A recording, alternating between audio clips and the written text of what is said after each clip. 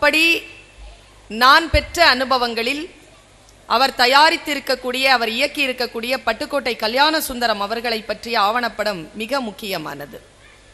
இப்பொழுது அவருடைய பயணம் எம்.ஆர். ராதா அவர்களை நோக்கி திரும்பி இருக்கிறது. அவரோடு சேர்ந்து பயணிப்பதில் நான் மகிழ்கிறேன். ஆரம்பத்தில் அவர் பேசுகின்ற பொழுது ஒரு செய்தியோடு தன்னுடைய பேச்சை தொடங்கினார். யார் ஒருவன் சிந்தனையை கையில் எடுத்துக்கொள்கிறானோ, எவன் ஒருவன் சிந்தித்துக் கொண்டிருக்கிறானோ அவன்தான் இந்த உலகத்திற்கு வழிகாட்டக்கூடிய வாய்ப்பை பெறுகிறான்.